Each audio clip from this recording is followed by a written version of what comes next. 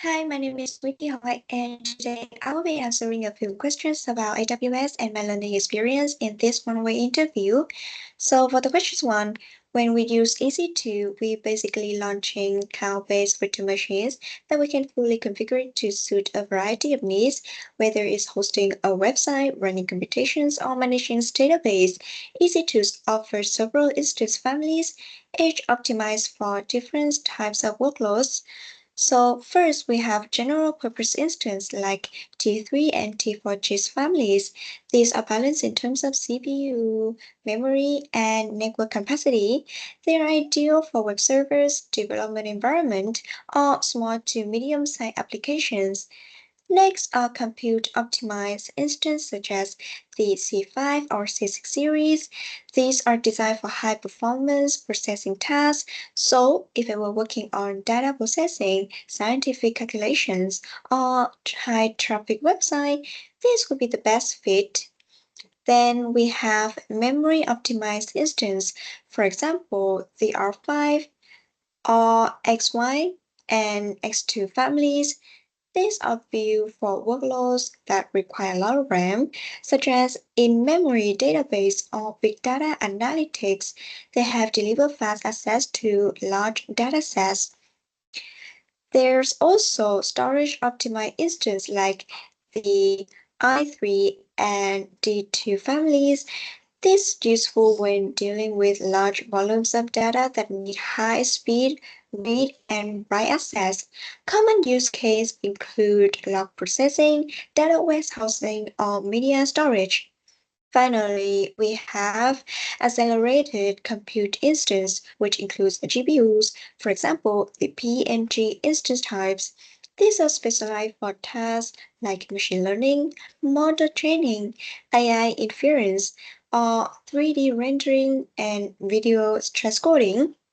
The power of EC2 is control and flexibility. We can choose our operating system, the type and size of instance, storage options, and network features.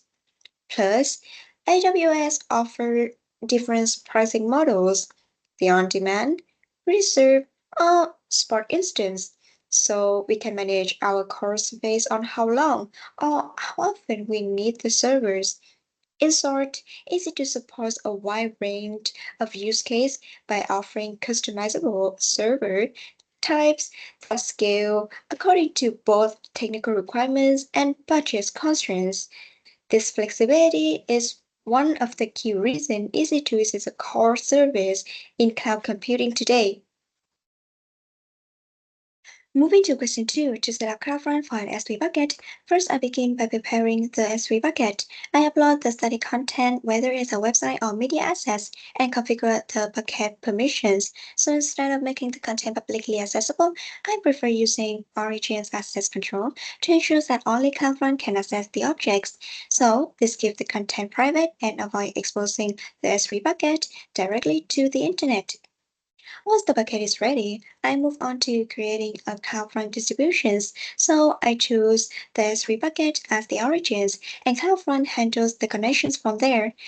For most use case, I stick with the default cache behavior setting, but I do adjust a few things.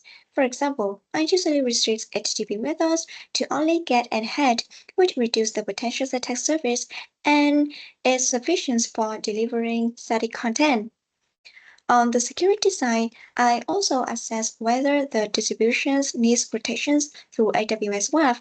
If the application is internet-facing or carries business value, enabling WAF makes sense because it adds a layer of defense against common attack patterns and bots.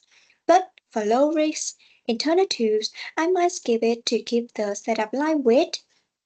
For static website hosting specifically, I always configure a default root objects like index.html. This way, user visiting the base domain don't need to specify a full file path to land on the homepage. Once everything is configured and deployed, which usually takes around 15 minutes, I verify the setup using the CloudFront provided domain name. If the configuration is sound, content is cached and served from edge locations globally. which boost performance and reduce load on the origins. So overall, this approach gave me a secure, performant pipeline for delivering study content without over complicating the setup. Finally, reflecting on the recent guest lecture by Mr. Sibu, I found it both insightful and inspiring. Mr. Wu is a seasoned technology professional with over 2 decades of experience, including roles at major global companies like Microsoft, Disney, and Starbucks. What really stood out was how he connected theoretical cloud concepts to real-world industry practice. So instead of simply repeating definitions, he explained how companies actually apply services like EC2 and S3 to solve business problems. For example, he shares how enterprises use EC2 to scale their infrastructures dynamically, which is crucial for handling variable workloads or responding to demand spikes. He also introduced us to containerizations, technologies like Docker, and orchestrations tools such as Kubernetes. His explanations make it clear how containers have revolutionized the way developers build and deploy applications, allowing for consistencies across development, testing, and production environments. Kubernetes in particular was emphasis for its role in scaling and managing these containerized applications in productions. Another important takeaway was his discussions on cloud cost management and architecture's decisions making. He's highlighted how important it is not just to know how to build in the cloud, but also how to build efficiently.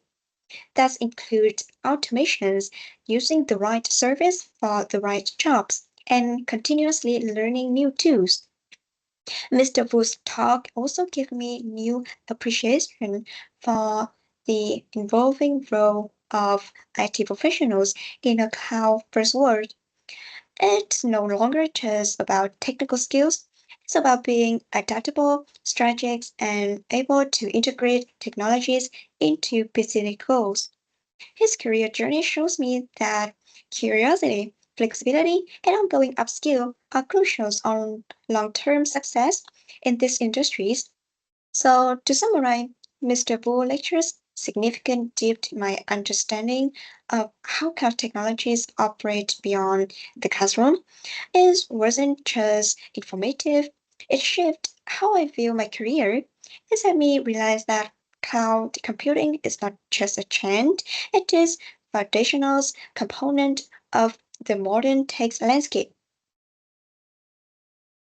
So to wrap up, through this course experience, like the guest lectures, I've gained both technical knowledge and industry awareness about cloud computing.